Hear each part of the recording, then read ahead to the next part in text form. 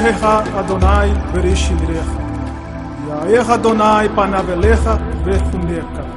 Issa Adonai panav elecha ve'asen lecha shalom. O Senhor te abençoe e te guarde. O Senhor faça resplandecer o seu rosto sobre ti e te agracie. Tenha o Senhor misericórdia de ti e ponha em ti a paz. Shalom Adonai Alechem. Quem vos fala, pastor missionário Youssef Herzog Brickman, presidente mundial da comunidade Beit Shalom. Vamos relatar nesse momento a experiência que eu tive no dia 27 de abril de 1975.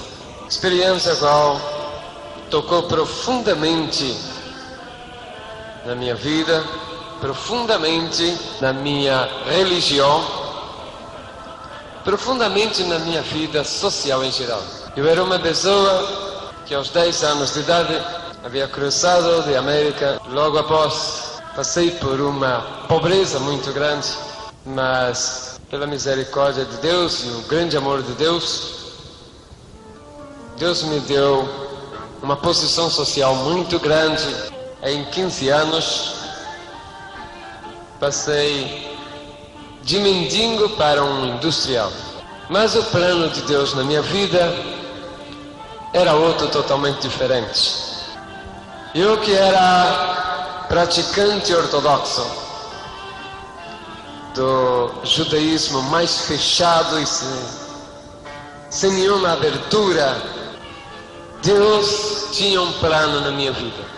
Esse plano que Deus tinha na minha vida não era plano de riqueza, não era o plano de posição social. Deus me fez subir no auge da glória financeira, mas também Ele me fez descer no baixo para que eu conhecesse o outro propósito que Ele tinha na minha vida. Desde o meu nascimento, eu fui uma pessoa problemática, problema de saúde envolvia-me, o coração. Durante muitos anos eu tive problemas gravíssimos do coração.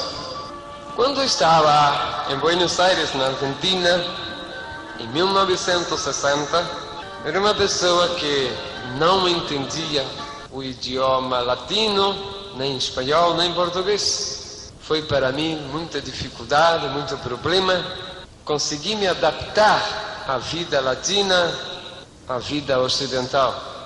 Mas, como um bom judeu ortodoxo, eu tinha certeza que o Senhor estava comigo, que Deus era Deus de Israel, era Deus do universo, era o Deus que não desamparava, que o meu povo, o povo judeu, tinha um Deus, e que nesse Deus nós devíamos confiar as 24 horas do dia.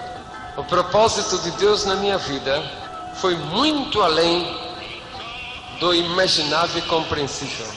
Uma pessoa com um problema terrível do coração, que teve inumeráveis infartos de coração, mas que sempre conseguiu ultrapassar os limites da tolerância e vencer a enfermidade, talvez a demasiada fé no Deus de Israel.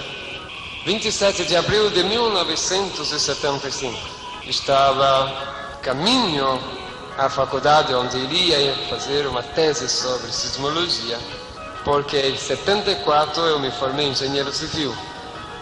Estava fazendo uma pós-graduação. Era às 18 horas de aquele dia, frio, um pouco chuvoso. A cidade de Buenos Aires estava nublada e já se fazia noite naquele inverno argentino do mês de abril.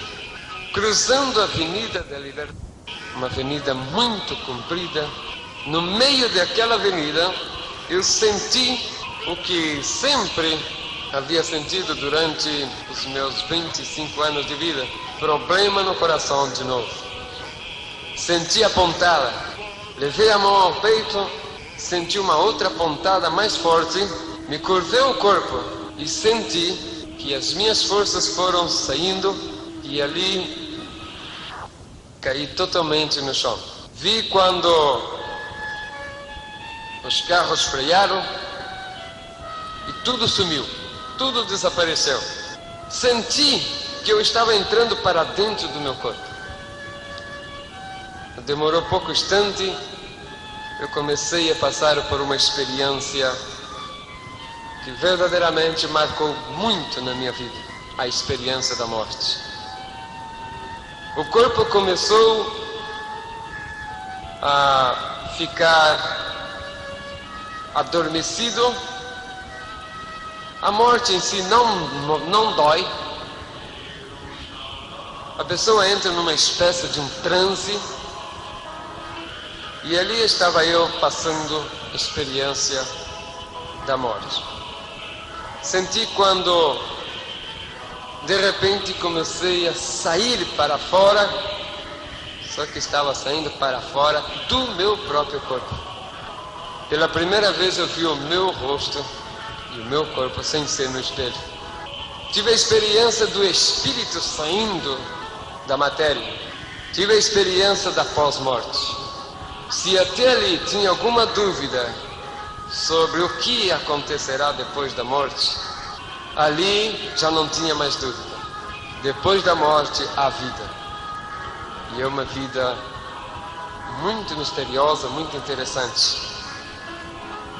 A uma altura mais ou menos de uns 2 metros, 2,5, o meu espírito parou, fiquei vendo o meu corpo e comecei a ter, a partir daquele momento, experiências extranaturais, sobrenaturais. Porque eu via tudo ao redor e espírito vê espírito.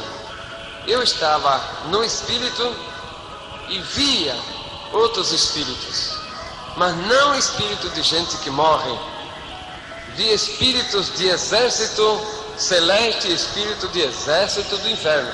Uma constante guerra entre o espírito do bem, os anjos celestes, e o espírito do mal, os demônios. Não vi nenhum espírito de morto.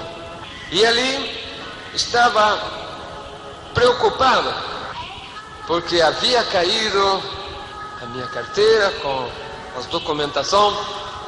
Eu estava preocupado e então comecei a gritar para que aqueles que estavam cerca pegassem a minha carteira, pegassem os meus documentos, motivo que havia $15.000 dentro da carteira e eu tinha medo que fosse roubado, porque mesmo depois da morte, o amor ao dinheiro o judeu não deixa. Foi uma experiência maravilhosa. Na faculdade a gente aprende ou a negar a Deus, ou então aprende coisas totalmente fora dos planos de Deus. Aconteceu no meu caso em que muitas vezes um doutor chamado Juan Quiroga, este é o presidente da Associação Argentina de Espiritismo, era da ordem de Allan Kardec. Ele ensinava a respeito de reencarnação, que ele era o maior médium e que os médiums eram usados para fazer o bem e que o espiritismo era algo verdadeiro, genuíno. Só que eu provei tudo ao contrário. Por quê? Porque no meu desespero de querer comunicar com alguém ali, eu não consegui.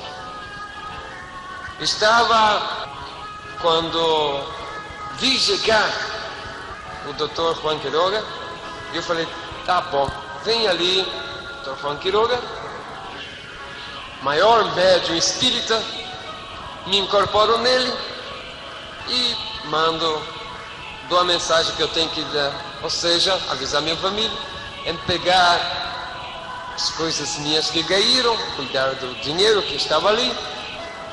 Chegou o doutor, e eu tentei de toda maneira, falava, gritava com ele, falava, eu quero entrar em você, quero falar, mas tive a desilusão de saber que reencarnação e tudo isso de espiritismo é farsa, é mentira, é engano, nada disso é real, tudo isto é mentira. Vi quando a unidade coronária chegou imediatamente para fazer os primeiros tratamentos, senti quando os paramédicos deram o dictamen, está morto. Mas talvez por causa da minha fama de ser pessoa da High Society argentina, foi levado o meu cadáver para a clínica com a maior urgência, e desde as 18 horas até as 24 horas, uma junta médica trabalhou tentando voltar minha vida. O meu espírito foi acompanhando até chegar ali naquela CTI, Unidade de Terapia Intensiva. Foi quando uma luz muito forte mesmo, invadiu todo aquele ambiente. De repente eu senti que estava sendo puxado por uma força muito grande, e por um espaço de tempo, não sei o que aconteceu, não sei explicar. Sei que enquanto eu estava viajando para algum lugar, que logo após eu fui descobrir onde era, enquanto isto, o chefe da junta médica, às 24 horas, ou seja, meia-noite, já não havia mais nada que fazer. Foi morte irreversível. Mas Deus havia preparado tudo muito bem preparado. Primeiro, Deus preparou um médico, chefe daquela equipe, que conhecesse as costumes e tradições dos judeus ortodoxos. Chegando ao chefe do necrotério, falou: esse cadáver, prepara-lo e não precisa pôr na geleira. Leva para o necrotério, deixa-o ali, porque é cadáver de um judeu ortodoxo e esse povo enterra os seus mortos antes de 7 horas depois de morto. Aproveitou ele para fazer o chamado aos meus povo para avisar que eu tinha morto indefectivamente. Mas aconteceu que Deus havia preparado muito bem tudo. Era nesse dia 27 de abril, dia de Erev Pesach. O dia 28 seria Pesach, ou seja, 2 dias santos judeus chamados Yom Tov. E nesses dias judeu não toca cadáver. Coincidentemente, o Pesach daquele dia 28 combinou com a Páscoa do dia 29, portanto, era feriado cristão.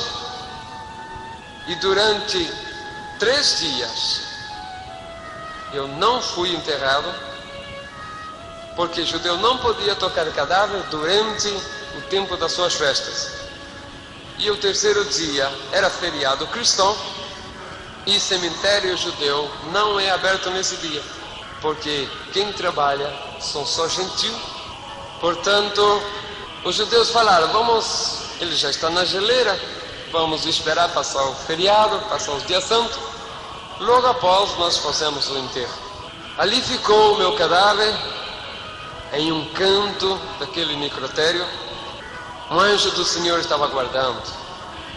Muitas pessoas perguntam: como pode ser que esse homem passou 70 horas morto, não apodreceu e ninguém deu conta daquilo?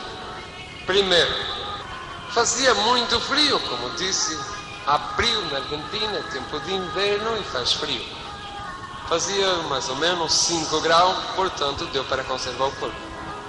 Segunda, era o propósito de Deus. Terceiro, ninguém ia reparar por um cadáver a mais ou a menos em um necrotério municipal, onde todos os mortos da cidade e da região metropolitana são obrigados a passarem por ali primeiro, antes de ser liberado o corpo para enterro.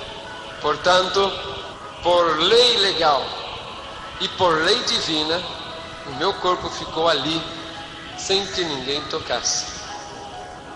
Muitos cadáveres entram ali por dia, 200, 300, 400, e ninguém vai se importar por um a mais ou um a menos que está encostado lá no campo. A parte, era propósito de Deus que eu permanecesse ali, intocável. Um anjo cobria enquanto eu estava viajando para algum lugar do infinito. Em um devido instante, me apareci de novo num espaço onde tudo era celeste, não havia nuvem, não vi nenhum movimento, e senti que fui parando a velocidade quando viu um movimento que vinha ao longe, umas centelhas, e aquela centelha veio se cercando, até que diante de mim, no Espírito, se apresentou uma grande caravana, e essa caravana era anjos celestes, anjos dos mais belos, anjos maravilhosos, resplandecentes. Do meio desses anjos maravilhosos começou a aparecer um outro ser, muito mais maravilhoso, muito mais importante. E reconheci, era o Senhor, era o Mashiach, o Cristo que eu esperava. Sabia que era o Mashiach, posto que dentro das sinagogas, os rabinos nos falaram que o Mashiach viria, e que a vinda do Mashiach seria com uma grande coroa na cabeça, e nessa coroa havia 12 pedras, debaixo dessas pedras estaria escrito o nome das 12 tribos de Israel. Vi essa coroa, vi a vestimenta gloriosa desse ser, vi também as pedras e debaixo dela o nome das 12 tribos, vi o resplendor da glória do Mashiach. Ele chegando para perto de onde eu estava, a uma considerável distância, ele parou e com aquela voz de trovão mais suave como um mel, dirigiu a minha palavra dizendo: aonde vais? Respondi: acabo de morrer e estou subindo para saber qual é o meu destino. Posto que ali eu já sabia o que acontecia. Quando uma pessoa morre, seja boa ou ruim, ela sobe até o primeiro céu na presença dos livros. Ali um anjo olha no livro para ver se o nome da pessoa está escrito. Se está escrito o nome, a pessoa continua subindo e vai até o terceiro céu, onde está o paraíso do salvo. Se não tiver escrito, ou se tiver escrito e riscado, ele desce e vai para a condenação dos ímpios, vai para o inferno do Espírito. Essa experiência maravilhosa que eu tive, por mais que essa bíblica não está relatado, mas foi uma experiência vívida que eu participei, vendo como é a experiência de pós-morte. Falei: eu não quero voltar, eu quero passar para aí. O Senhor falou: tu não podes passar para cá, porque se passar daí para cá, tu não podes voltar mais, e tu ainda é mortal. Vas a descer porque tem uma missão que vou entregar para vós. Se passar daí para cá, tu não podes voltar mais, passas a ser imortal. Descobri ali então que quem morre e chega a passar para o outro lado não volta mais para esse mundo. Mais uma prova de que alma penada, espírito de morto andando pelo mundo, é tudo engano e mentira. Pela boca do próprio Senhor falando para mim, dizendo: se quando uma pessoa morre, nós aqui queremos que ela volte, ela não passa para cá e daí mesmo ela volta, mas volta em um tempo em que o seu corpo ainda esteja preparado para recebê-lo e para o seu mesmo corpo. Não há reencarnação, não há incorporação em corpos estranhos. Isso eu escutei da própria boca do Senhor. Vendo tudo aquilo ali, aquelas belezas tudo, soube que quem passa dali para lá esquece absolutamente tudo aqui debaixo, não se lembra absolutamente de nada. Se ele recebeu a salvação, ele vai para o terceiro céu, onde estão os espíritos gozando da salvação eterna enquanto seus corpos estão enterrados aqui na terra, esperando o dia do arrebatamento da igreja e a ressurreição do santo. Se ele foi condenado, ele desce para o inferno, aonde o espírito do condenado já está sofrendo a condenação, o seu corpo enterrado aqui, esperando o dia da ressurreição no juízo final, para passar para o outro inferno, que é o definitivo, o de corpo e espírito, onde irá eternamente estar condenado. É o lago de fogo e enxofre. Vendo tudo aquilo, mesmo assim eu tentei ficar por ali, mas não houve maneira. O anjo falou: baixe, porque tem uma grande missão para fazer. Por um espaço de momento eu vi que aquela luz que me havia tirado daqui voltou e começou de novo aquele grande claridom. Naquele momento, sim, o meu espírito se entristeceu, porque eu não queria mais voltar. Mas não teve maneira.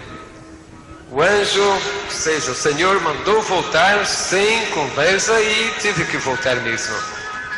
Enquanto aquela força foi me puxando de novo para trás, vi o Senhor ficando atrás daquela caravana de anjos, no resplendor daquela maravilhosa visão. E de novo, por um espaço de tempo, não sei explicar o que aconteceu. Só sei que era já bem tarde, quando eu aparecia dentro do necrotério. Sabia onde estava o meu cadáver e fui vendo tudo aquilo, o espírito, até que ele foi chegando e foi descendo até encostar onde era o meu cadáver. Ali eu senti um grande desespero, uma grande angústia, porque eu não queria mais voltar à vida, porque é maravilhoso demais o outro lado da vida. Naquela angústia, naquele desespero, não teve jeito, não houve maneira de ficar. Tive que voltar mesmo, por ordem divina, para cumprir uma missão evangélica que o Senhor iria dar depois.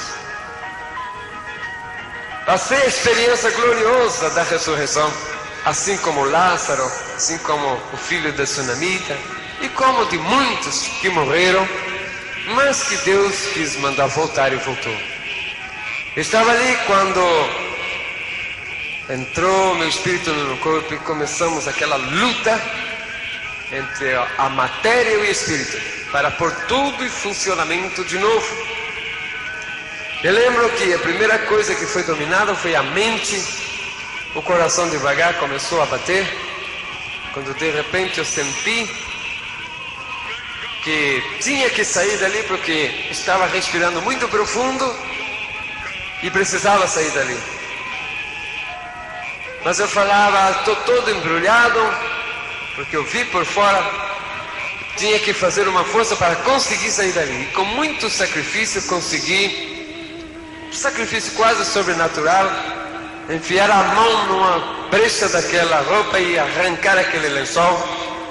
E com muito sacrifício sentar naquela mesa, muito fraco. Ao lado olhei, tinha um envelope escrito o meu nome. Eu falei: o que será isto? Abri ali, vi um papel escrito do hospital e li que estava escrito atestado médico de defunção. E ali estava eu, lendo o meu próprio atestado de óbito. O morto lendo seu atestado de óbito.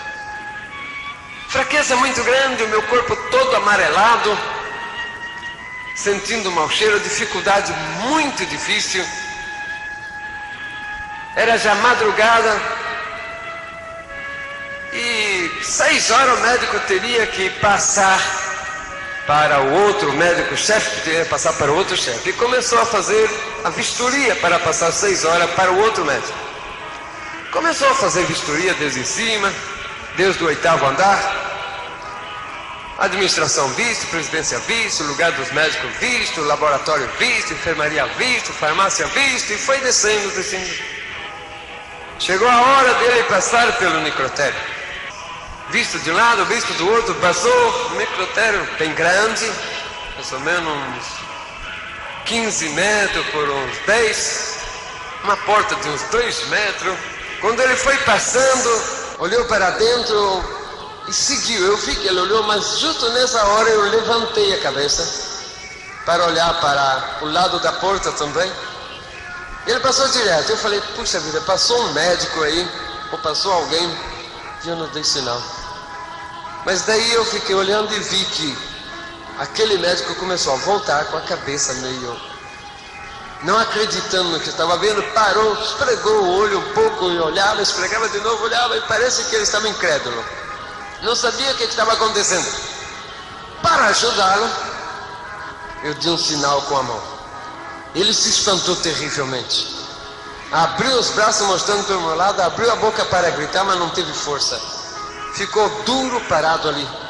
Eu disse, puxa, doutor, ficou duro parado lá, e agora o que vai fazer? Eu não tinha força para falar. Começou a acontecer algo incrível dentro daquele hospital. Aquele doutor pobre ali parado, mumificado de tanto susto, medo, não sei o quê. Ainda senti quando uma enfermeira foi chegando e disse, que passa, doutor, o que está acontecendo? Que está mirando para dentro. E ela chegou na porta, olhou para dentro. E eu dei um tchauzinho com a mão para ela. E eu só senti que a pobre foi olhando para trás e desmaiando no chão. Uma prost caído no chão. Começou a aparecer o povo olhando e começou um verdadeiro caos dentro daquele hospital. O povo saía dizendo, tem um morto lá no cemitério, tem um morto lá no necrotério, tem um morto no necrotério falando. Passou pelo consultório, havia muita gente, umas 300 ou 400 pessoas, conforme me contaram depois. Passando lá o enfermeiro, tem um morto lá no necrotério que está sentado lá conversando. Não ficou ninguém, saiu todo mundo, sumiu, se espantaram. Muita gente saiu correndo e outros que tinham um pouco mais de coragem iam até lá. Começou a montar aquele monte de gente ali perto, olhando para ali. Aí eu, totalmente parado, aquela cor de defunto ainda, respirando com muita dificuldade. Muita gente encostado lá no porta e a notícia correndo por todo lado. Foi um corre para lá e um corre para cá, um salva quem possa naquele hospital. Por todo lugar ia falando, passava pelo lugar onde estavam os internados. Tem um morto sentado lá no necrotério. Até os que estavam internados levantavam da cama, muitos deles com o soro saíram, quero ir lá ver, quero ir lá ver. E foi amontoando, de médico, enfermeiros, doentes, todo lá na porta. Mas ninguém tinha coragem de chegar até onde estava, ficava só lá longe na porta. O mais interessante que aconteceu é que todo mundo naquele espanto, naquele medo, lá pelo 7º andar tinha uma pessoa que estava paralítica, já há 1 ano e pouco, que tinha caído do andame, tinha ficado paralítico, estava em cadeira de roda. Chegou a notícia, tem um morto lá no necrotério e que está falando, ele, isso é mentira, isso é boneco de cera, não acredita nisto. Eu vou lá ver. E desceu, ele teve mais coragem, porque foi descendo e foi devagarzinho, chegando até onde eu estava. Chegando lá, ele ria, aquela risadinha dele de não acreditar. O povo muito espantado, mas ele não acreditava. Alguns que estavam de longe também não acreditavam, mas não tinha coragem de chegar perto. Ele foi chegando perto, na cadeira de rodas, teve mais coragem. Começou a dar volta ao redor, umas 2 ou 3 voltas, e rindo, falando, fizeram o boneco de cera tão bem feito. Mas eu já estava com meu olho já há muito tempo parado, não tinha força para fazer nenhum movimento, já estava embasado. Eu tinha que naquela hora fechar os olhos um pouco para lubrificar os olhos, já estava ardendo. Foi justo quando ele ia passando que eu pisquei o olho. E ele viu e se assustou. Na hora trocou-lhe a cor, ele ficou espantado. Virou a cadeira de novo, veio para bem debaixo de onde estava, olhou e perguntou para mim, você está vivo mesmo? E eu balancei a cabeça, fazendo o sinal de que sim, falei, tô. Naquele momento, o pobre do homem ficou assustado demais.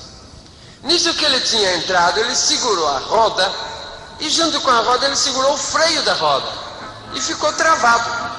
Naquilo que eu falei, estou, ele virou no maior desespero, todo assustado, boca aberta, olho muito arregalado, e foi querer fugir, mas não tinha jeito. Ele empurrava a cadeira e a cadeira estava travada.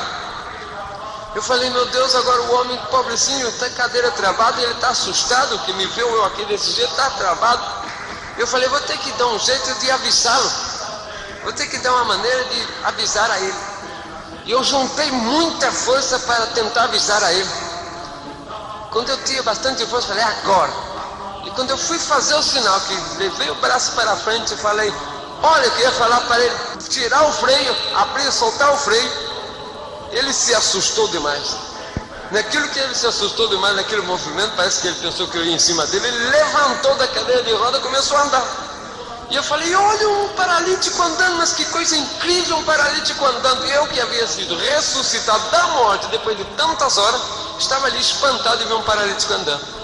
Quando o paralítico levantou e começou a correr, o povo que estava na porta, bom, todo mundo então, não ficou ninguém. Alguns dizem, não, um morto ressuscitado, falando já é muito, ainda mais paralítico andando, isso aqui já é demais. Não ficou ninguém ali, sumiu tudo. Demorou bastante tempo para que começasse a aparecer alguém de novo por ali. E eu já estava muito debilitado, mas começou a aparecer fotógrafo, repórter de todos os jornais. Mas não demorou pouco tempo, eu caí em estado de coma de novo, enquanto o hospital era um só caos, uma só bagunça. Todo mundo desesperado, correndo de um lado para o outro, porque estava acontecendo algo incrível naquele hospital.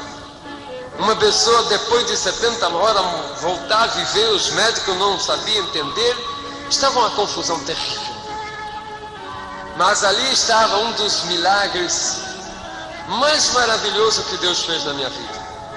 Depois de quase 70 horas morto, o Senhor me deu vida de novo, para provar que o aguilhão da morte perdeu efeito a partir do momento em que Cristo morreu na cruz do Calvário.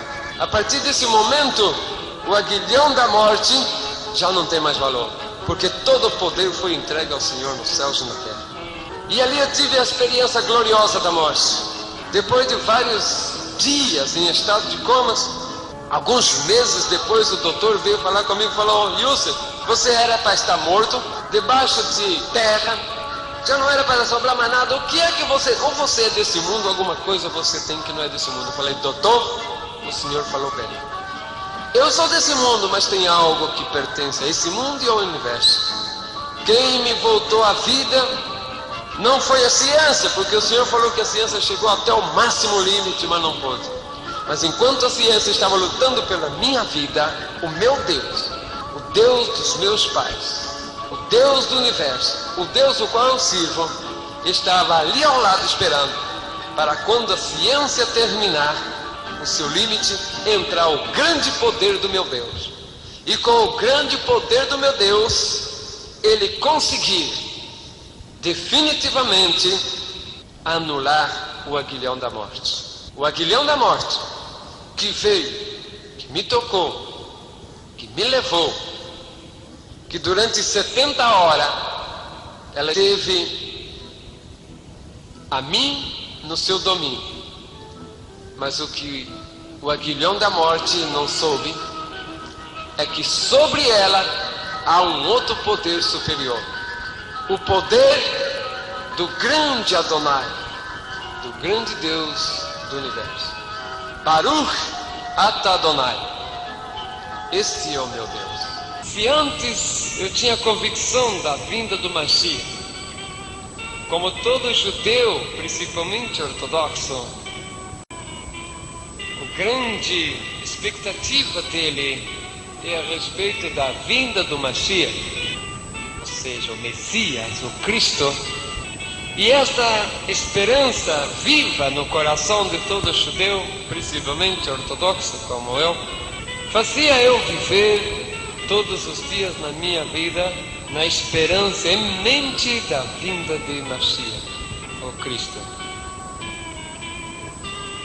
Eu não vivia um minuto da minha vida fora da esperança Me lembro que no meu tempo de judaísmo, ao Yom Shabbat, ou seja, ao sábado, eu me dedicava a fazer Arachamã com o meu sagrado Sidur, o Talit e o Solidel. Eu buscava um lugar na minha casa, especialmente voltado para o lado de Jerusalém, e ali fazia o meu jejum e fazia as preces de Arachamã. O interessante nesse ritual de Arachamã é que o judeu ortodoxo, depois de cobrir-se a cabeça com o talit, uma espécie de véu de oração, depois de amarrar no seu punho os tefilim e pôr na sua cabeça os tefláquios, se faz a oração de Arachamã, que disse: posso misericordioso Deus, Rei do Universo, fazer vir imediatamente o Mashiach para libertar o povo de Israel, para dar paz, tranquilidade. O povo de Israel precisa, eu preciso, como um judeu, da presença do Mashiach, o Cristo. E ali nós batíamos com a cabeça na parede, alguns batem suavemente, quase que simbólico, e dependendo do grau de até fanatismo, pode-se dizer, ou de fé, como no meu caso, por exemplo, que a minha fé era tão grande que chegava a ser fanático. Eu não me conformava em fazer menção de que ia golpear a cabeça, mas sim, batia 2, 3, 4, 5 vezes, alguma vez até sair sangue. E ali, enquanto eu fazia a prece de Arachamã, eu falava: Senhor, assim como dói essas pancadas na minha cabeça, assim como esse sangue corre, assim dói com a dor do desespero o meu coração, esperando o Mashiach, o Cristo que tu não quer mandar. E ali nós fazíamos o Arachamã. O interessante é que jejum e esse sacrifício, implorando a Deus para mandar o Mashiach. E o mais importante é que eu chorava na esperança de Cristo, mas eu não sabia que enquanto eu gritava chorando, Deus manda o Mashiach, Deus manda o Mashiach, ao meu lado alguém dizia: meu servo, já estou aqui.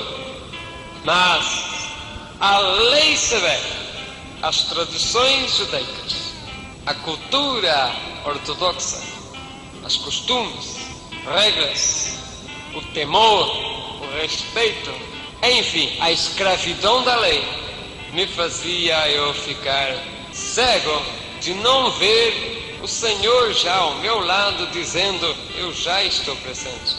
Me fazia surdo até o ponto de não ouvir a voz do meu Messias, do meu Cristo dizer: servo, já estou aqui a teu lado. Por incrível que pareça, eu sentia que alguma coisa muito de estranho acontecia na minha vida. Fui a descobrir depois que era o próprio anjo do Senhor que tentava quebrar a barreira, tentava quebrar a resistência que havia na minha vida judaica ortodoxa. Como judeu ortodoxo, eu era um bom praticante. E eu, em todos os rituais, fiel em todas as festas, fiéis ao meu Rebbe, fiel a tudo quanto diz respeito à cultura, tradição do meu povo. O Mashiach é a esperança de todo o povo judeu. Ele tem certeza que ele virá e que não vai demorar. Aconteceu nos dias de 78, 3 anos depois da minha morte e voltar à vida, conheci a que hoje é a minha esposa, Sara Kathleen Carlos, Sara Blitman, uma jovem que, como eu também, totalmente órfã de parentes. Ela ainda era muito jovencinha, contava com 13 anos, ainda incompleto, quando nos casamos. 2 judeus ortodoxos, ela ultra-ortodoxa, ou seja, muito mais severa do que eu. Foi um amor fulminante. Como nós éramos da descendência judaica, entramos para os rituais que a força da lei exige, nos casamos. Fomos de lua de mel, visitamos vários países.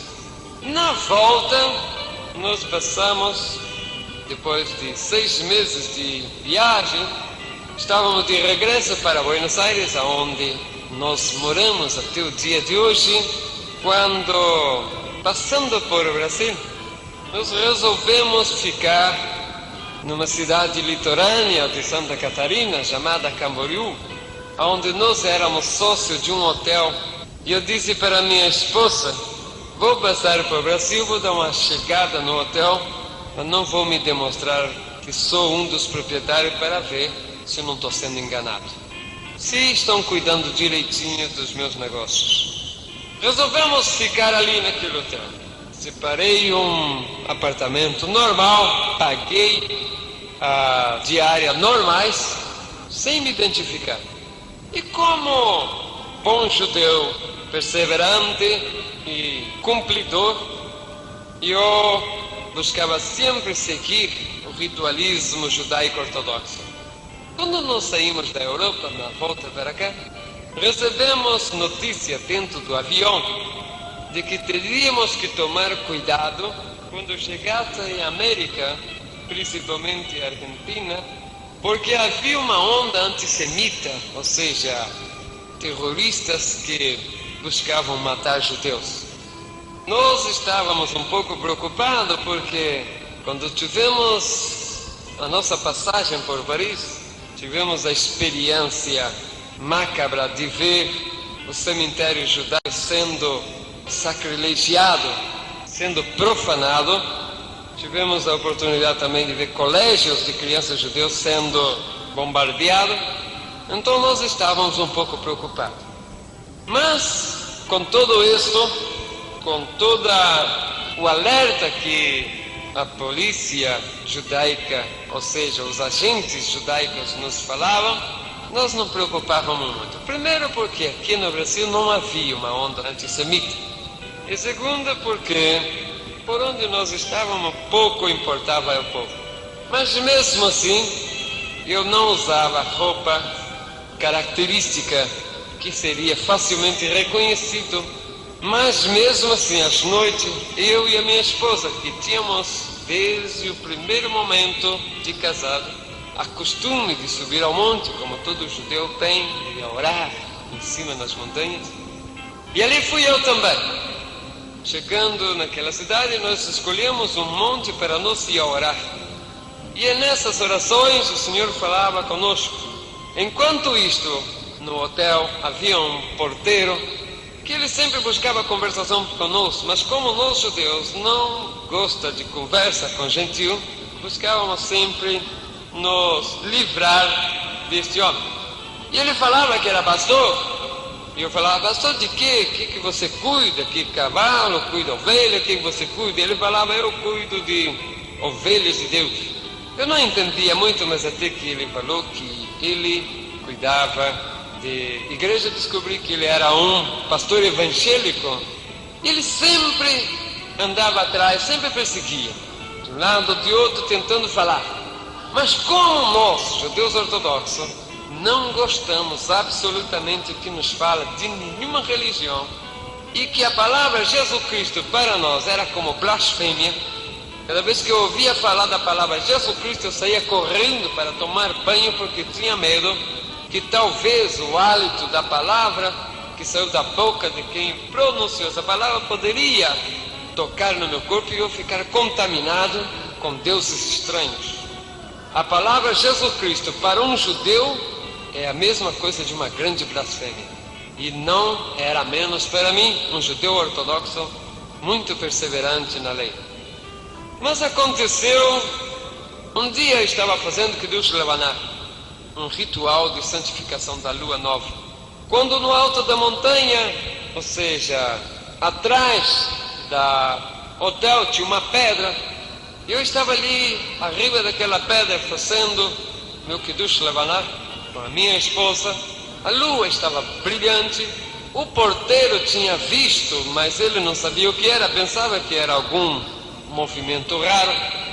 e subiu até lá. Quando ele viu, falou: mas só um casal de judeu fazendo orações, que maravilha! Naquele momento fiquei com muito ódio. Minha esposa também falou: vamos ter que descer porque o nosso Kiddush Levaná não presta mais. Esse gentil ensujou tudo aqui, não serve mais. Porque quando nós estamos fazendo qualquer prece judaica que um gentil fala ou passa por perto, praticamente ficou sem efeito, foi contaminado. Descendo dali, nós chegamos em casa, no nosso apartamento, subimos e fomos a descansar, com um pouco de raiva porque nós ia fazer o nosso Kiddush Levaná, mas não teve jeito. Era uma noite de Yom Shabbat, ou seja, de sábado. Durante esta noite, eu senti que alguma coisa rara estava acontecendo, porque eu estava bem inquieto, não tinha vontade de dormir, mas fomos a dormir. Quando foi bem alta hora da noite, eu senti que alguma coisa mexeu, que alguma coisa me tocou. Pensei que era minha esposa, mas eu acendi a luz e olhei para o lado onde ela estava, e ela estava dormindo sossegadamente. Como o judeu ortodoxo, as mulheres dormem separadas. A cama são duas camas de solteiro, uma de um lado, outra do outro, mesmo quarto, mas a mulher de um lado, o homem do outro, em cama separada. E eu vi que ela estava dormindo sossegada. Falei: alguma coisa, não sei, deve ser que ter tocado alguma coisa aí, algum bicho. Voltei a dormir, mas não demorou pouco instante, de novo eu senti que alguma coisa estava me tocando. Nós havíamos dormido com luz apagada, porta fechada, janela toda trancada, quando de repente eu senti que novamente algo me tocou e eu me levantei. Quando eu me despertei, que eu levantei, o quarto onde estava, que era todo iluminado, ficou totalmente iluminado, e ali se apresentou um ser celeste. Era um anjo, e aquele anjo se apresentou ali. No momento me assustei um pouco, mas naquele momento ele começou a conversar comigo. E estava falando em Yiddish, dizendo: não te preocupes, porque eu venho aqui para conversar contigo. E eu falei: é um judeu, porque está falando em Yiddish. E então ali nós começamos a conversar, assunto da lei, coisa e outra. E eu falei: que maravilha, é um judeu. E eu fiquei contente, porque um judeu estava ali no meu quarto conversando comigo. Foi então quando aquele anjo que estava ali na minha frente, ou seja, eu não sabia que era um anjo, eu também não sabia o que era e estava preocupado. O que será isso que está acontecendo? Olhei para a porta, estava fechada, a janela também. Espantei daquele resplendor que havia estado ali naquele quarto, porque a luz estava apagada. Mas como eu já tinha tido experiência celeste, não fiquei muito espantado. Mas alguma coisa estava acontecendo ali. Comecei a inquisitar eu mesmo o que é aquilo. Tinha medo de perguntar quem era aquele.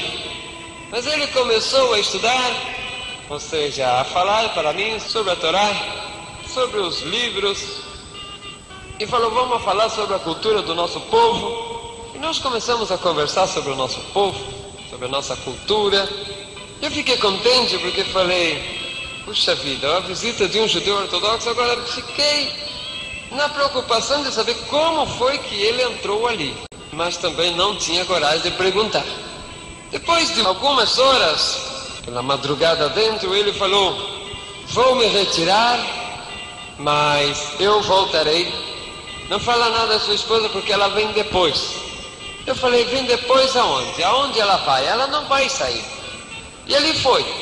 Sumiu, escureceu tudo e eu fiquei ali. Na outra noite aconteceu a mesma coisa. Estava eu dormindo, aquele anjo apareceu.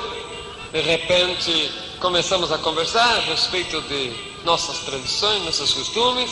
Começamos a falar a respeito dos profetas. E ali foi também uma noite de diálogo.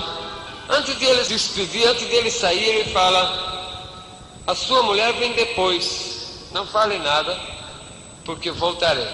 E eu perguntava: vai para onde? Minha mulher vai depois aonde? Porque ninguém tem que sair a nenhum lado. E assim foi, assim a terceira noite também.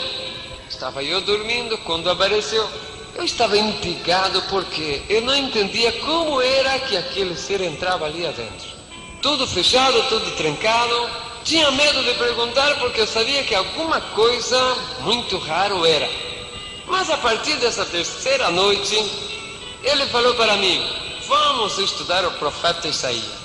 E no profeta Isaías nós começamos a estudar e ele começou a falar a respeito do Messias, como deveria vir o Messias.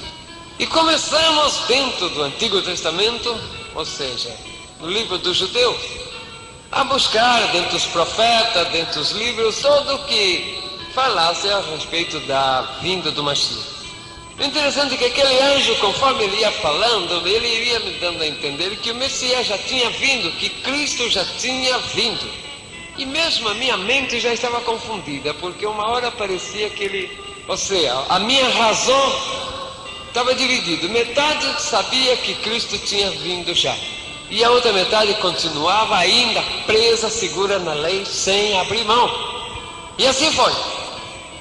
No terceiro, no quarto, no quinto dia, ou seja, noite, eu brigava com aquele anjo. Eu falava: isso deve ser espírito maligno, deve ser espírito de cristão, isso deve ser obra de macumba de cristão. Mas eu não me atrevia a perguntar. Foi quando, na sexta noite, nós tivemos uma discussão muito profunda. Eu defendia a lei a unha e dente. Muitas vezes eu brigava, eu achava bravo, mas ele, na sua calma, na sua tranquilidade, tinha muita paciência para comigo. Eu falei: eu tenho que destruir esse espírito de cristão que está me atormentando aqui. Foi quando eu tive a ideia de dizer: vou fazer 10 perguntas difíceis, fazer um concurso de perguntas bíblicas, e ele não vai responder. Eu falei: olha, nós vamos fazer o seguinte, amanhã eu vou fazer para você 10 perguntas. Se você responder, você continua vindo na minha casa, tudo bom? Se não, você vai embora, eu continuo judeu, você continua cristão, tudo bom? Ele aceitou e dizendo: mas se eu responder, você vai aceitar que Cristo já veio? Olhei para ele e falei: olha, eu sou capaz até de virar cristão se você me ganhar. Pensava como um cristão queria ganhar de um judeu. Amanheceu o dia, eu saí correndo para buscar uma sinagoga. Descobri que São Paulo tinha rabino ortodoxos e fui a ele e falei: rabino, tem uma cristão que toda noite entra na minha casa. E ele se assustou, disse: como você deixa cristão entrar dentro de sua casa? Gentil. Eu falei: esse goi entra dentro da minha casa, mas eu não sei por onde ele entra, não sei como ele faz. E então contei para aquele rabino que eu fiz com ele. Ele falou: vamos fazer 10 perguntas difíceis. E ali o rabino formou 10 perguntas. E ele falou: olha, se é aquele povo cristão comum, esse não tem problema. Esse que fuma, bebe, esse não tem problema porque esse não sabe nada. Agora há um problema. Se for de uns cristãos fanáticos que andam a Bíblia abaixo do braço, esses são perigosos. Esse povo sabe demais. Mas ali eu falei: deve ser desses. Mas a 10 perguntas é: se ele responde sim, ele perde. Se ele responde não, ele também perde. Saí correndo de novo, volta para casa, pegar avião, volta para casa. Quando chega, foi dormir. Chegou a hora, já estava lá, eu esperando, acordei, o anjo já estava lá. Eu falei: está aqui, vai fazer 10 perguntas, você responde, se não responde, você vai embora. Lava a casa com creolina, purifica, casa que entrou goi. E aí então, você continua cristão, eu judeu, tudo bom. Primeira pergunta foi a seguinte: se você Messias, será sumo sacerdote? Porque se ele respondesse não, ele ia perder, porque o Messias é sumo sacerdote. Se ele respondesse sim, ele também iria perder, porque eu iria provar para ele que o tal de Jesus Cristo não pertenceu à tribo de Levíticos. Mas na mesma hora ele me respondeu, fazendo pergunta, dizendo: acaso, no meio de todos os sumos sacerdotes, todos foram da tribo de Levi? Na mesma hora a minha alegria de ganhar aquele gentil se acabou, porque Melquisedeque ninguém sabe de que tribo é e não pertence aos levíticos. E conclusão, eu que estava na esperança de ganhar de 10 saceros daquele anjo, perdi de 10 saceros para ele. Fiquei morrendo de raiva e pior, que havia prometido para ele que se ele ganhasse eu virava cristão. E palavra de judeu tem que ser sim, sim, não, não. E eu chorei de amargura e de raiva. E quando ele terminou, ele falou comigo: a partir de hoje, Yosef, tu nunca mais será o mesmo. Eu falei: por que não vai ser eu mesmo? Vai continuar sendo o mesmo. Eu falei: você me ganhou, tá bom, você me ganhou. Aí ele foi saindo, já desaparecendo pela parede. Eu falei: tudo bem, você me ganhou, mas quem é você? Me responde, quem é você?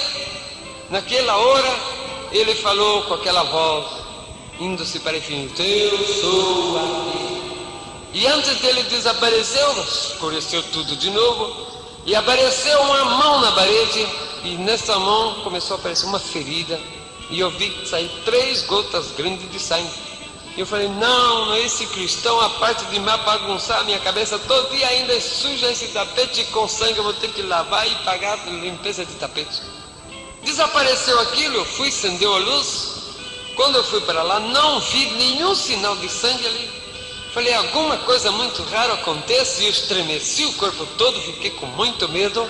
Mas voltei, paguei luz para ir dormir. Quando eu vou apagar a luz, eu olho para cima, eu vejo as 3 gotas de sangue, e que veio para o meu lado, e uma voz que falou comigo assim: seja agora lavado no sangue do Cordeiro.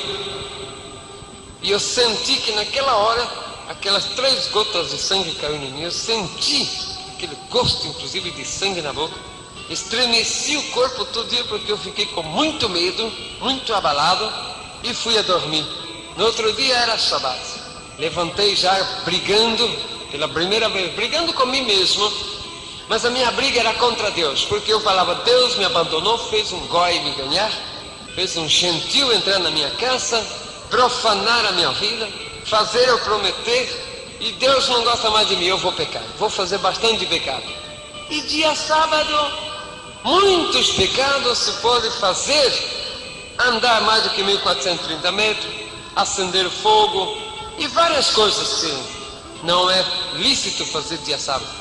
Levantei cedo e minha esposa já começou a dizer: não ande, não se preocupe, não ande, não agite, porque vas a pecar contra o sábado. Eu falei: mulher, eu não sou mais judeu, Deus não gosta mais de mim, Deus me mandou para o inferno, e eu já vou para o inferno, e já que eu vou para o inferno, você vai junto comigo.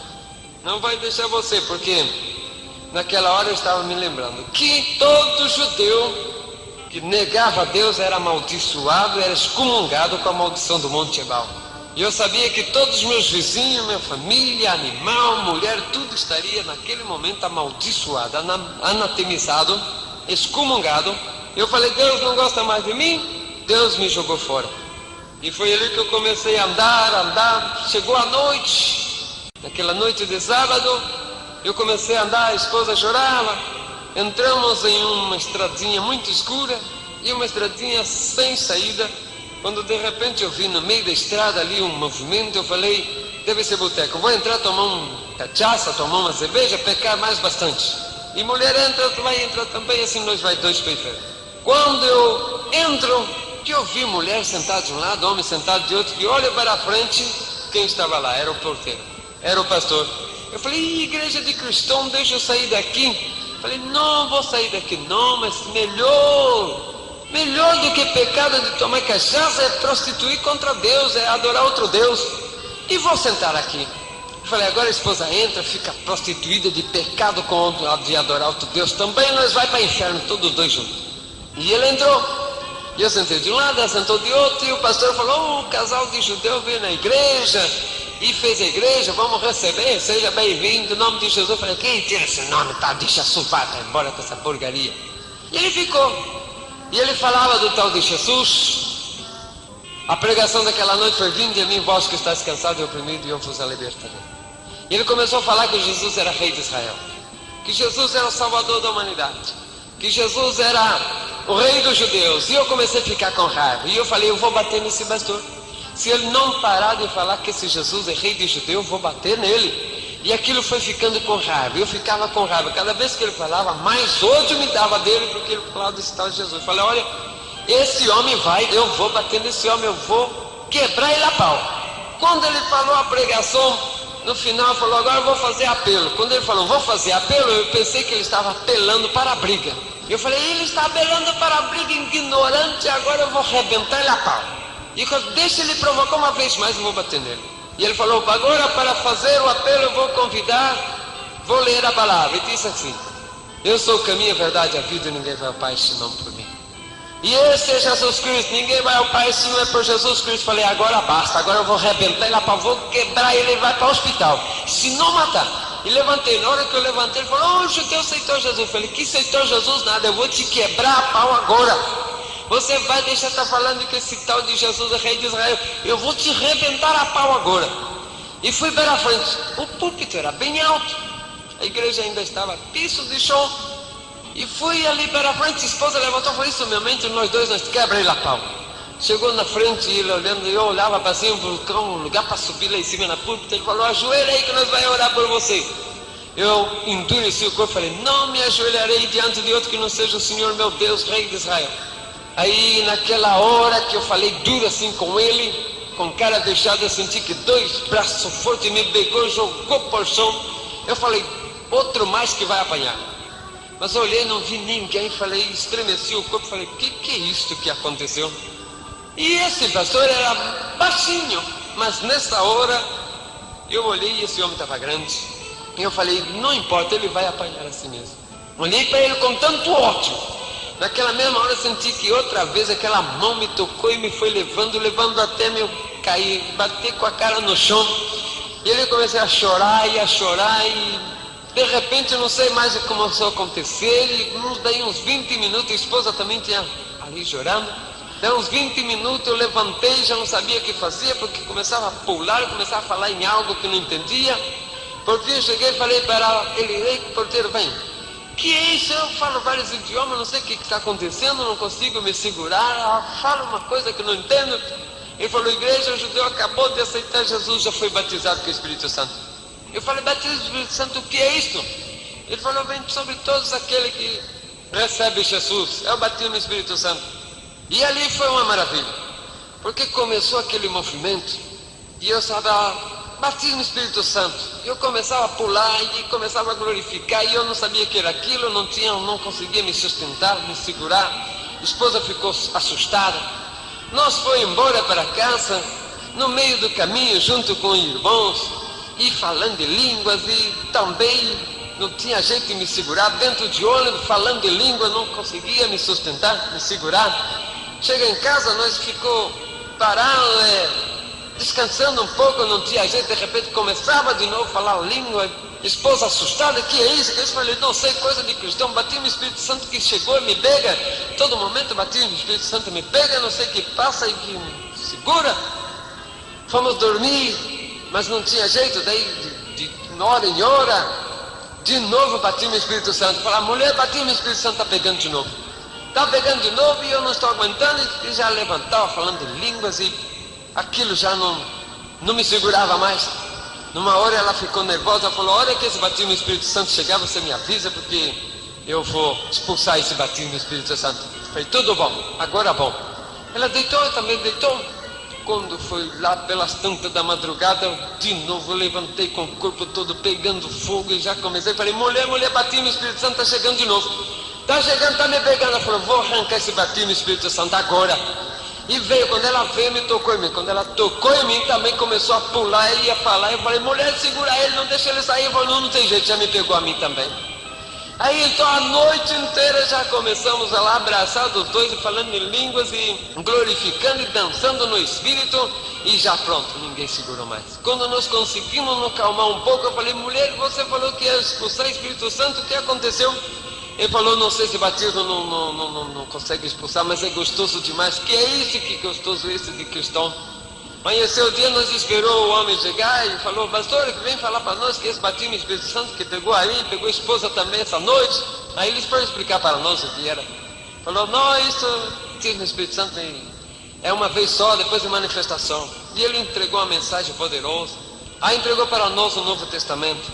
A partir de ali, nós falou, nós já é cristão, então subimos para o monte para orar. E ali ficamos orando durante muitas horas.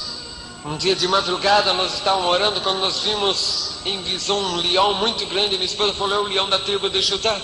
E ele falou para nós, a partir de agora tudo não será mais o mesmo, uma grande missão está sobre vós. Vocês viverão para levar o meu evangelho.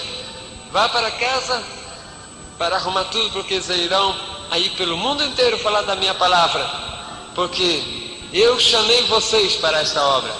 E a partir dali nós saímos, fomos para a Argentina e lá nos preparamos e saímos para o mundo para evangelizar. E já 46 países que temos recorrido levando a mensagem. E foi glorioso a partir daquele momento em que Jesus me tomou e jogou por terra e fez o que quis de mim. Mas graças a Deus, hoje eu posso louvar a Deus, porque o Senhor tocou na minha vida. Conheço Jesus desde aquele então, desde quando Ele me pegou, me batizou com seu Espírito, sem que eu ainda não era cristão. Levantei para bater num pastor, mas levei uma surra do Senhor, tão gostosa e maravilhosa. Graça e paz da parte de Deus para todos os ouvintes. Estamos aqui entregando a última parte do testemunho sobre a minha vida. Testemunho que começou em 1975, quando eu passei a experiência da morte. Logo após, em 1978, eu me converti ao cristianismo. E com o cristianismo recebi a promessa do Senhor de grandes bênçãos e de uma grande missão, que o Senhor iria preparar-me para esta grande missão. Corria-se os anos, desde 1978, eu e a minha esposa recorrendo os países, África, Américas, todas as 3 Américas. Pela primeira vez passamos aqui por Brasil em 78. A segunda vez nós havíamos ido para o Equador, de lá Colômbia, Venezuela, e entramos por Santa Helena a Roraima. De ali viemos com a família até Cuiabá, no Mato Grosso. Quando a minha família ficou numa cidade perto de Cuiabá, porque por ordem divina, por revelação divina, eu iria evangelizar as florestas amazônicas. Preparei tudo, deixei a família acomodada e peguei o indispensável e fui para a grande missão que Deus havia preparado e mandado para mim. Foi quando aconteceu a minha ida para a Alta Floresta Amazônica.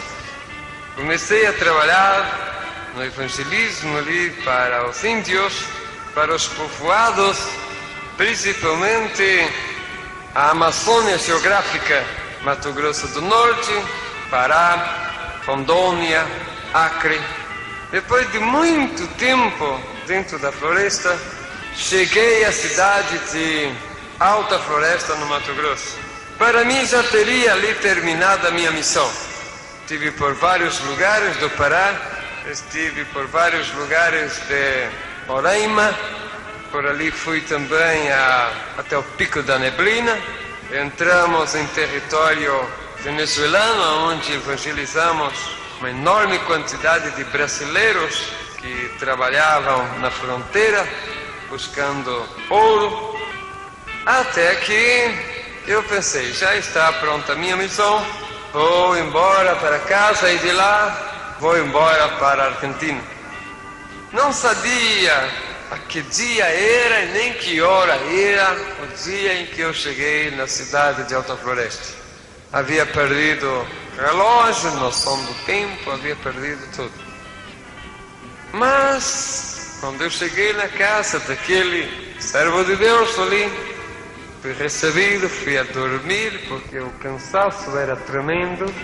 Quando me levantei, que tomei um banho e logo após fui sentar à mesa, recebi uma ordem do anjo de alimentar-me bem. Terminei de alimentar-me me alimentei muito bem naquele dia. Me fui a recostar-me um pouco mais, quando o Senhor falou para mim: levanta-te, tome o caminho que vai para a terceira.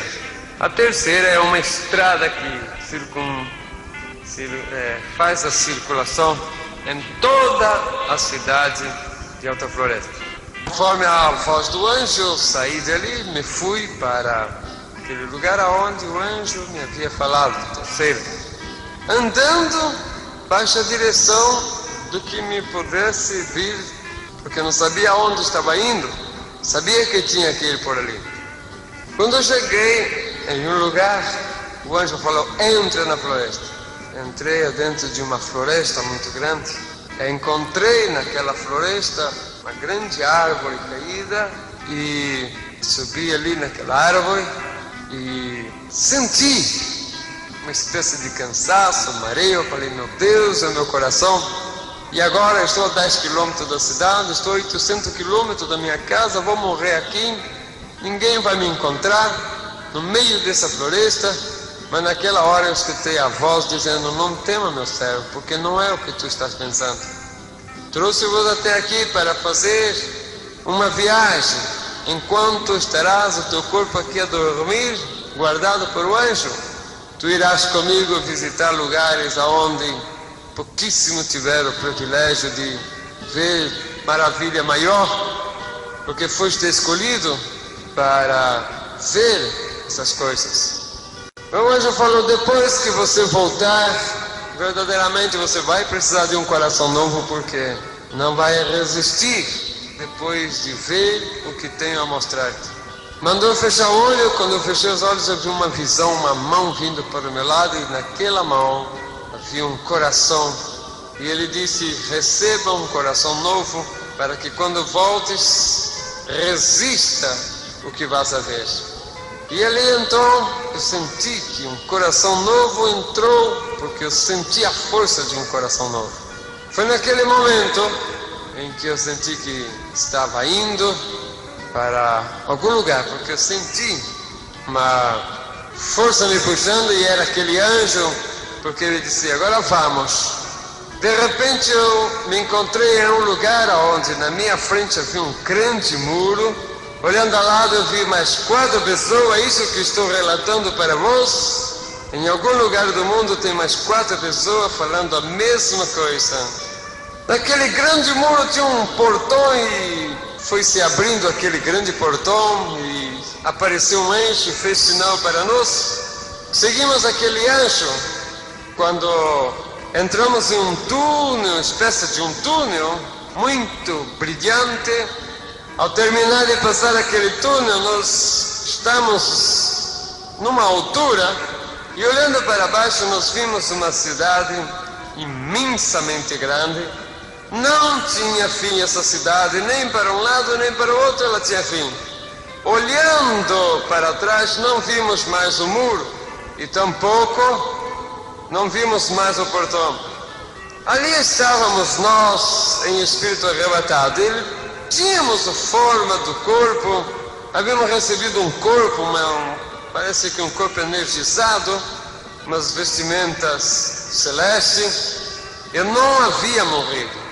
Muitas pessoas falam: ele morreu 2 vezes. Não, dessa vez o meu corpo estava dormindo, não estava morto, estava dormindo, enquanto o meu espírito, com um corpo energizado, estava vendo e recorrendo esses lugares.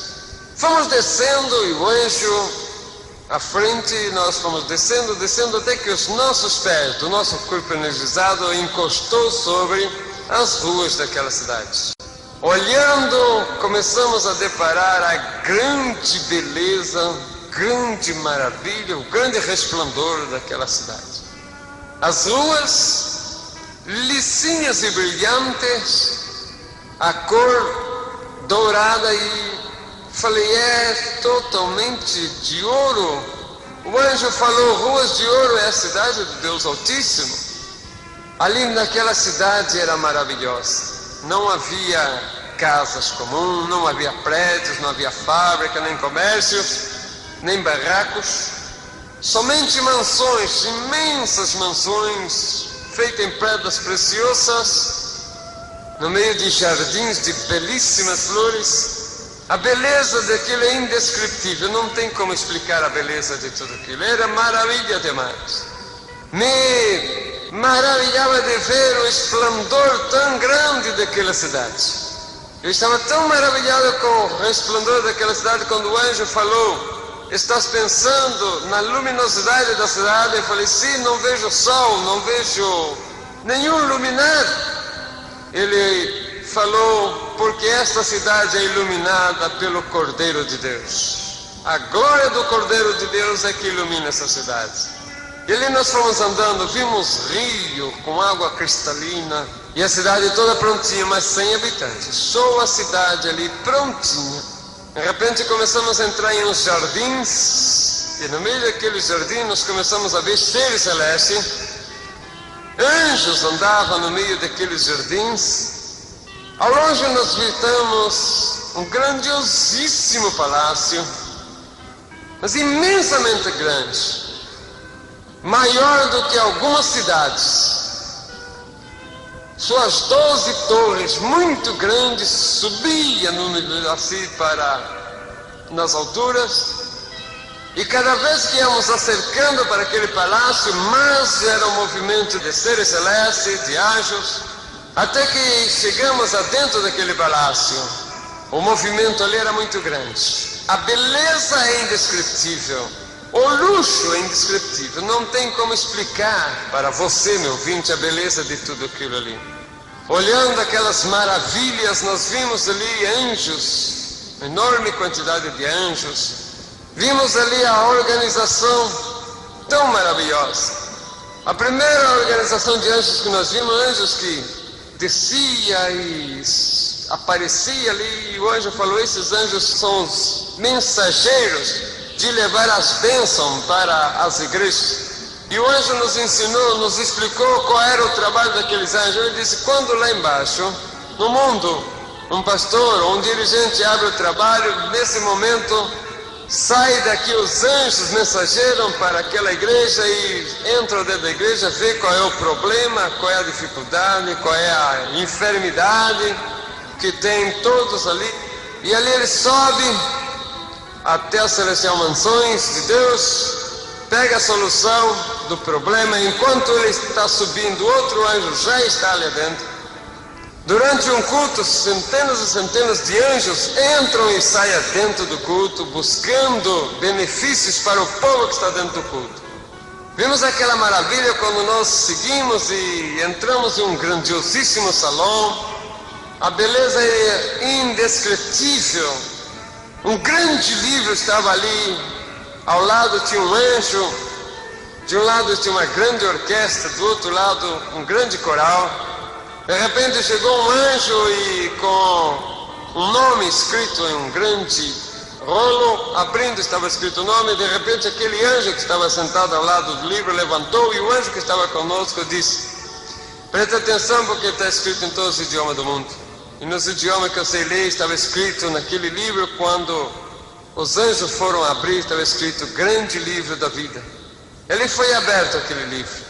Vi quando aquele anjo molhou alguma coisa como se fosse para escrever num líquido vermelho. Quando começou a escrever ali em cima o nome, conforme ele ia escrevendo, a tinta que era vermelha ia transformando-se em ouro. E o nome que era escrito ali não era o mesmo nome que o anjo trouxe, era outro. E nós descobrimos que o nosso nome é outro no céu. De repente parou-se e começou uma grande festa no céu. Os anjos começaram a alegrar-se, raios e trovões por todos os lados se ouviam, relâmpagos, as estrelas corriam de um lado para outro. O coral e a orquestra celeste começou a tocar, e o anjo falou: vamos ter que parar, porque no céu agora é festa. E eu perguntei: por que é festa? Ele disse: porque alguém lá embaixo levantou a mão e aceitou ao Jesus como o único Salvador. E toda vez que alguém levanta a mão e aceita Jesus como o único Salvador, o seu nome é escrito no livro da vida, e os céus param para festejar uma vida que se converteu ao Senhor. E ali a festa foi grande, o movimento era grande, os anjos festejavam, os seres celestes festejavam, o universo festejava, uma alma que se converteu a Jesus aqui embaixo. Continuamos naquela visita celeste, visitando o palácio do reino da glória. Passamos por um lugar onde havia uma mesa posta, belíssimos manjares havia sobre aquela mesa. O anjo falou: está pronta o banquete das bodas do Cordeiro. Passamos por ali, vimos aquelas belezas. Logo após entramos em um lugar onde parecia era o gabinete daquele anjo. Ele disse: foram trazidos até aqui em cima para vocês saberem de alguma coisa, porque tem sido aberrante o que tem acontecido no mundo em relação ao Senhor. Muitas organizações negando a Deus, muitas igrejas levando heresia para o povo, igrejas negando a existência de inferno, igrejas totalmente desvirtuadas, levando o povo ao engano. E não somente isso, como também organizações filosóficas, teosóficas, enganando tremendamente o povo, e o caos cada vez tremendo. Portanto, trouxemos-vos até aqui para saber de algumas coisas para vocês testemunhar lá embaixo. Disse para nós: o primeiro que tem tido muito sucesso, o diabo, é justamente a negação da existência do inferno. Vocês vão ir acompanhado com uma caravana de anjos até o inferno, vão ver como é lá e presta atenção em tudo. E ali, com uma caravana de anjos, nós descemos. Entramos em uma treva horrorosa, muito feio, monstros horripilantes passavam por nós. Mas é interessante que no meio de tudo isso nós olhávamos e brilhava todo ao nosso redor, e esse brilho saía de nós. O anjo que estava conosco falou: se espantam do brilho que são, ou não sabeis que vós sois as luzes do mundo? Descobrimos que verdadeiramente nós brilhamos, nós somos a luz das trevas. Depois de aquele espaço de tempo, chegamos a um lugar onde uma força invisível não permitia avançar mais. O anjo falou: daqui para lá vocês não podem passar, porque vocês ainda são mortais. Se passar para lá, não volta mais. Mais uma vez eu comprovei a mentira mundana a respeito de espírito de morto que anda por aqui e de reencarnação. Não existe. Isto é tudo invenção e falsidade. Mas estávamos ali, quando nós olhamos, vimos um lugar horripilante, horroroso. Havia uma enorme multidão ali que sofria horrorosamente. Víamos o semblante horripilante daqueles povos ali. E o anjo falou, muito triste: esses são os espíritos daqueles que morreram, seus corpos estão enterrados lá em cima na terra. Os seus nomes não foram escritos no livro da vida, não foi encontrado escrito ali, portanto receberam a condenação e estão aqui. Este é o inferno espiritual. Daqui eles sairão para receber os seus corpos no dia do juízo final, para passar para o inferno de lago de fogo e enxofre, aonde serão atormentados eternamente. Esses perderam a salvação. Mas nós começamos a ouvir uns gritos muito mais horripilantes, e o anjo falou: vamos até lá, porque esses sofrem milhares de vezes mais do que esse. Começamos a ver uma multidão enorme de seres que sofriam muito mais horripilante do que aqueles que nós vimos para trás. Perguntamos ao anjo por que aquele sofrimento tão grande, maior do que os outros, e ele disse: porque esse lugar é o lugar reservado para os desviados. Aqui tem pastores que pecou ou teve problema e não soube levar a igreja e morreu e está aqui. Aqui tem jovens que cantavam no coral, cantavam no conjunto, se desviou, morreu desviado. Aqui tem jovem que saiu da igreja para namorar a moça do mundo, o moço do mundo, pensando que se casaria, depois os dois voltariam para a igreja. Não voltaram, morreu desviado e aqui está. Enfim, aqui é o lugar onde termina todos aqueles que morrem desviados dos caminhos do Senhor. O sofrimento deles são terrivelmente pior. Não porque Deus castiga demais, é porque a consciência deles faz eles sofrerem muito mais. Ali nós vendo aquilo, nós saímos e de repente passamos em um lugar onde hoje falou, aqui é o complexo industrial do inferno. É aqui onde se produz todo tipo de coisas para levar lá para cima, para enganar o povo, até os crentes. Ali eu vi novo tipo de bebida, novo tipo de cigarro, revista pornográfica, livros indecentes e muitas coisas. Mas o mais terrível é o lugar que eu vi lá, que é especial para fabricar coisas para enganar crentes. Ali eu vi tipo de jogo como telecenas, como tipo de jogos assim, como videogames, e muitas coisas ali que atacam a juventude. Eu vi ali sendo feito coisas horrorosas, sendo feitas ali para enganar o povo aqui em cima, principalmente cristão. Saímos dali, passamos por um lugar onde era o trono de Satanás. Quando eu cheguei ali, eu falei, eu conheço esse lugar, é conhecido, porque é a mesma coisa de entrar num centro de macumba. É tudo preto e vermelho, sentado em um lugar horroroso estava Satanás. A cor do seu corpo era uma cor rocheada, narizão comprido, olho como duas brasas, os dentes muito compridos, o seu semblante era horroroso, horripilante. A sua vestimenta era preta e vermelha. De trás saía uma grande cobra muito grossa que passava por trás daquele trono dele e se transformava em 7 cabeças. O anjo falou para nós, são as 7 guias, 7 linhas do espiritismo. Atrás dele havia 3 seres andando, todo coberto, andando para lá para cá com a cabeça baixa. E ele falou assim, como Satanás gosta de imitar tudo a Deus, ali está a trindade satânica. São os tais orixás. Orixá não é nenhum ser celeste não, são 3 demônios do inferno. E ali eu vi aqueles orixás. Ao lado vi também 2 cachorros brigando. E um brigava e um puxava para um lado para o outro. De repente se transformaram em gente e se transformaram no corpo de 2 pessoas que viveu aqui na terra com o nome de Cosme e Damião. E um brigava porque brigava por um tal de caruru, por um tal de comida que fizeram aqui. Um falava, não, foi o Cosme que fez, outro, não, foi o Damião. De repente se transformaram em cachorro de novo. Portanto não são 2 santos, são 2 cachorros que moram no inferno e que vivem comendo as comidas que fazem para eles. Os demônios existem e eles comem tudo aquilo que os cavalos, que os adoradores deles fazem aqui. Nós vimos aquelas coisas horrorosas, nós vemos o demônio, os pombagira, vários tipos de pombagira, inclusive pombagira gay, que leva o jovem para a prostituição masculina, e muitas coisas horrorosas e horripilantes nós vimos ali. Nós vimos o demônio do banheiro.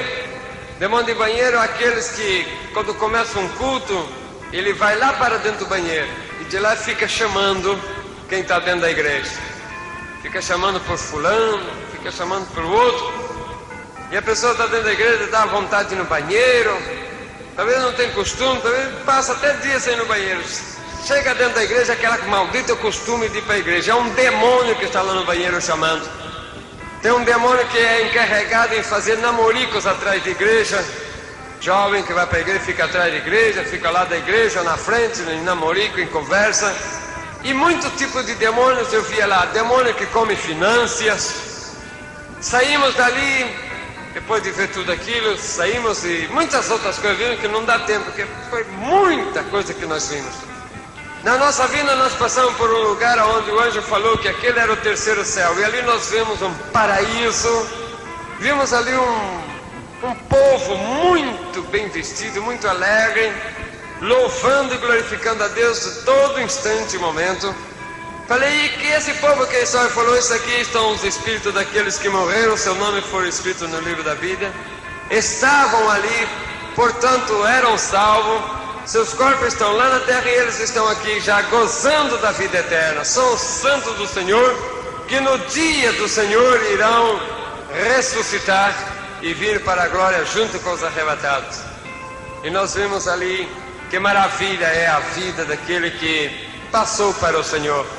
Descobrimos também que aqueles ali não têm mais contato com o mundo. Portanto, é mentira que espírito de bom ou de ruim volta para o mundo. Continuando ali, fomos até ali de novo ao palácio. E o anjo falou: vocês foram ao teu inferno, viram como é, já viram pela cidade celeste também. Passaram no paraíso do salvo, viram tudo isso.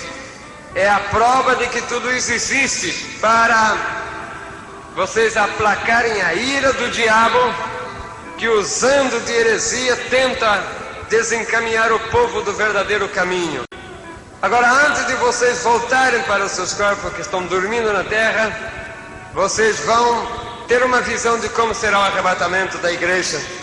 De repente nós nos encontramos nas nuvens e havia uma grande multidão de anjos, um grande tapete todo cheio de pedras preciosas, cor púrpura que vinha do infinito.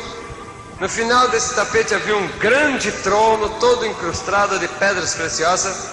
De um lado e do outro do tapete, um cordel de anjos que sumia no infinito. Foram descendo-se uns anjos trazendo o livro da vida, outros anjos trazendo outros livros. Também aquele coral e aquela orquestra que estava ali diante do livro. E um movimento muito grande estava aqui, enquanto na terra a bagunça estava tremenda. A violência, o descontrole da natureza, catástrofes, o desrespeito, tudo estava horroroso. De repente sentimos um grande trovão, uma bola de fogo começou a aparecer por aquele infinito e foi descendo. Os anjos falou: eis aí o noivo vindo à busca, ao encontro da noiva. E dentro daquela bola de fogo, aquela bola de fogo era a glória e o resplendor do Senhor, foi descendo e passou por frente de nós. E nós vimos o Senhor vestido de glória e honra buscando a noiva. Quando chegou aqui nas nuvens, 4 trombeteiros se posicionaram nos 4 cantos da terra. Um anjo falou: ao tocar a primeira trombeta está terminado o tempo da graça. Ao tocar a segunda trombeta, todos os mortos em Cristo serão ressuscitados.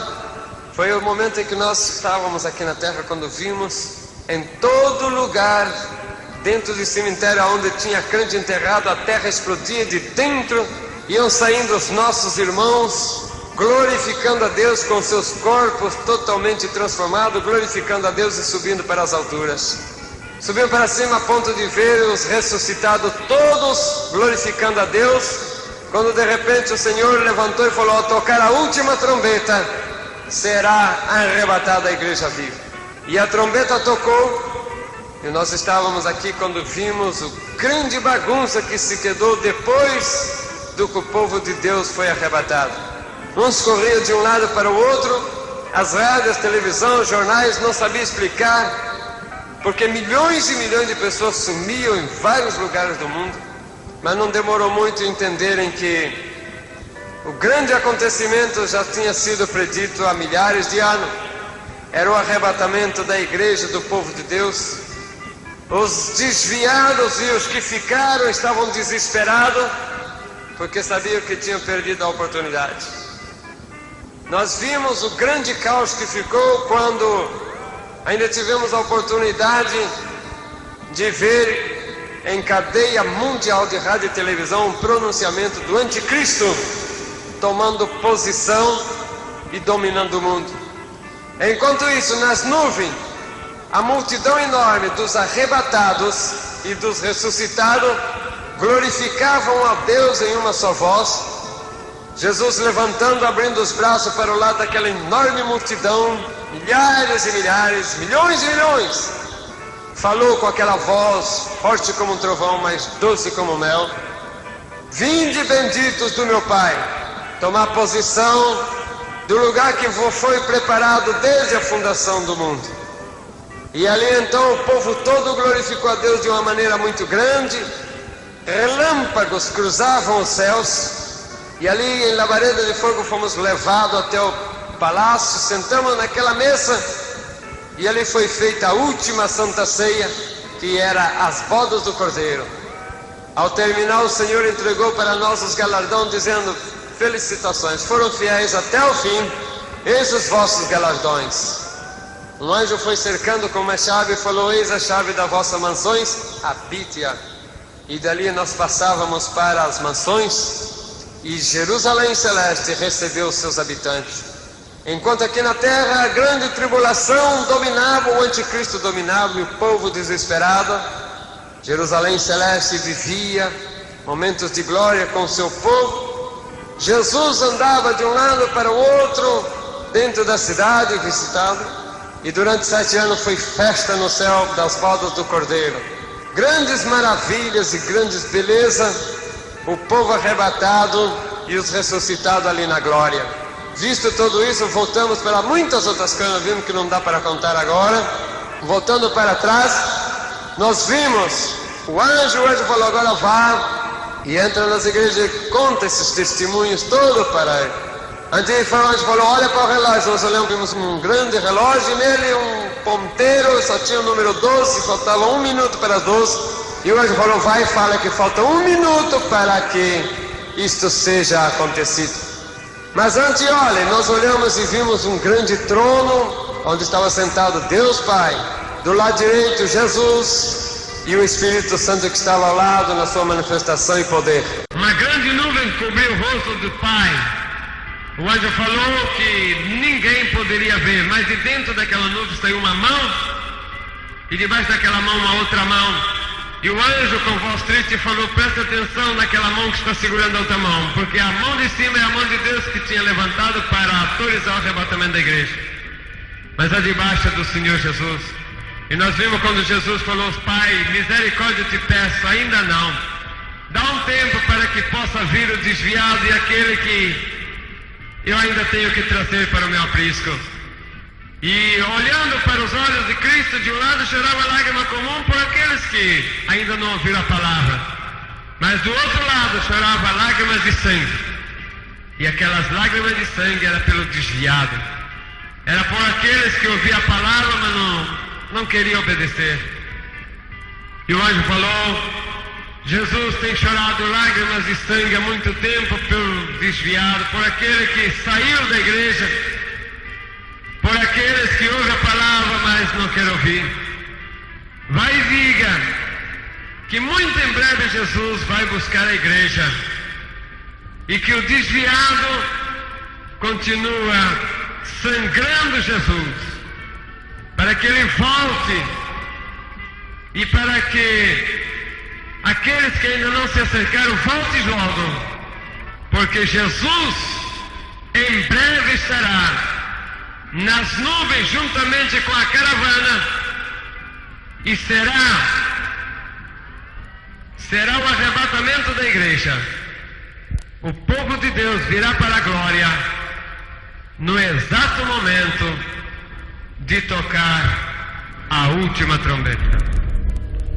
Portanto, fiquem com esta mensagem: Cristo está chegando. Estás preparado?